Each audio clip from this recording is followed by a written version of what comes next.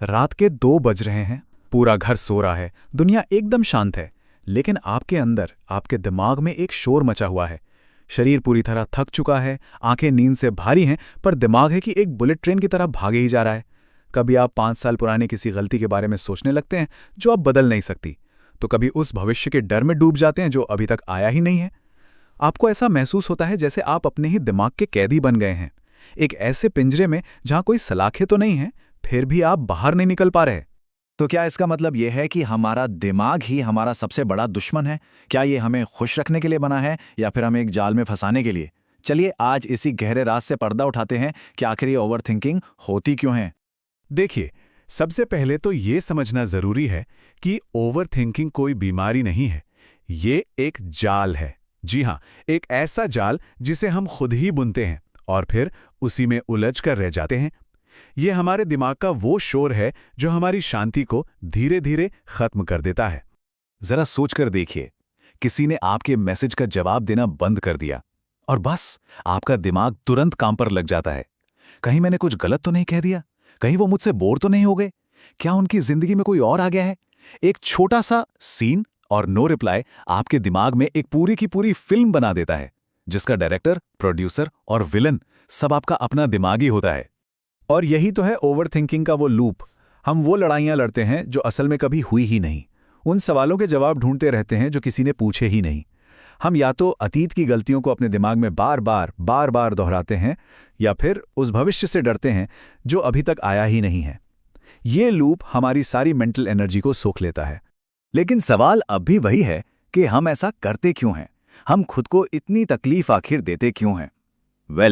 इसका जवाब हमारे दिमाग के एक बहुत पुराने आउटडेटेड सॉफ्टवेयर में छुपा है, जो हजारों साल पहले बनाया गया था। मनोविज्ञान का एक बहुत गहरा सच ये है कि हमारे दिमाग का मेन काम हमें खुश रखना नहीं, बल्कि हमें जिंदा रखना है। और यहीं पर सारा खेल है। हम दिमाग से खुशी की उम्मीद करते हैं, जबकि उसका पहला और सबसे जरूरी काम है हमें हर तरह के खतरों से बचाना। जरा सोचिए, हजारों साल पहले जब इंसान जंगलों में रहता था तो खतरा असली होता था। झाड़ियों में जरा सी भी आवाज होती तो दिमाग तुरंत सिग्नल देता, सावधान, कहीं शेर तो नहीं। जो इंसान ज्यादा सोचता था, हर वक्त खतरे के लिए तैयार रहता था, वो बच जाता था। आज हम जंगलों में नहीं रहते, लेकिन दिमाग का वो खतरा पहचानने वाला सिस्टम आज भी वैसा का वैसा ही है। बस आज के शेर बदल गए हैं। आज हमारे शेर हैं करियर का प्रेशर, रिश्तों की उलझनें और महीने की ईएमआई। तो ओवरथिंकिंग असल में हमारे दिमाग की हमें सुरक्षित रखने की एक नाकाम कोशिश है। इसीलिए जब सब कुछ ठीक भी चल रहा होता है, तब भी दिमाग कुछ ना कुछ नेगेटिव ढूंढ ही लेता है ताकि वो हमें अलर्ट रख सके। ये एक खराब हो चुका सर्वाइवल सिस्टम है जो फायदे से ज्यादा अब नुकसान कर रहा है। और दिमाग के इस पुराने सॉफ्टवेयर की आग में घी डालने का काम किया है हमारी आज की मॉडर्न लाइफ ने, खास तौर पर सोशल मीडिया ने। इसने उस दिमागी शोर को कई गुना तेज कर दिया है। सोशल मीडिया एक फियर ऑफ मिसिंग आउट को जन्म देता है, जिसे हम शॉर्ट में फोमो कहते हैं। ये वो चिंता है कि कहीं और कुछ बहुत अच्छा, बहुत रोमांचक हो रहा है और हम उससे चूक रहे हैं। जब हम स्क्रॉल करते हुए दूसरों की परफेक्ट जिंदगी की तस्वीरें देखते हैं, तो ये डर हमारे अंदर धीरे धीरे घर करने लगता है। और इसी फोमो की वजह से ये एहसास होता है कि सब आगे निकल गए, बस मैं ही पीछे रह गया। दूसरों की सफलता, उनकी छुट्टियां और उनकी खुशियां देखकर अपनी कमियां हमें और भी ज्यादा बड़ी लगने लगती हैं। सच तो यह है दोस्तों कि सोशल मीडिया पर हर कोई अपनी जिंदगी का सिर्फ ट्रेलर दिखा रहा है, वो भी भारी एडिटिंग के साथ। और हम उस 15 सेकंड के ट्रेलर को अपनी पूरी जिंदगी की बिहाइंड द सीन्स की सच्चाई से कंपेयर करने की गलती कर बैठते हैं। और यही तुलना ओवरथिंकिंग का सबसे बड़ा कारण बन जाती है। तो ठीक है, अब जब हम समस्या की जड़ को समझ चुके हैं, तो चलिए समाधान की ओर बढ़ते हैं। अच्छी खबर यह है कि आप अपने दिमाग के मालिक हैं, गुलाम नहीं। आइए कुछ ऐसे तरीकों पर नजर डालें जो आपको इस शोर से बाहर निकालकर वापस शांति की ओर ले जा सकते हैं। पहली टेक्निक है 5 4 3 2 1 ग्राउंडिंग रूल।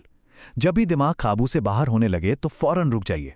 अपने आसपास की 5 चीजें देखिए, 4 चीजों को छूकर महसूस कीजिए, 3 अलग अलग आवाजें सुनिए, 2 चीजें सूंघिए और 1 चीज का स्वाद महसूस कीजिए।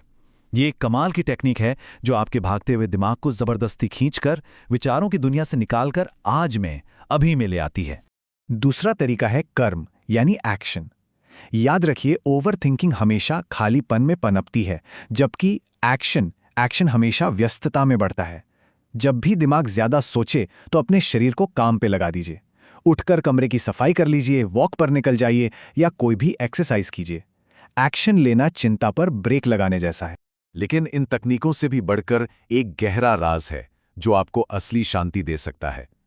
ये राज आपके और आपके विचारों के बीच के रिश्ते को हमेशा के लिए बदलने के बारे में है।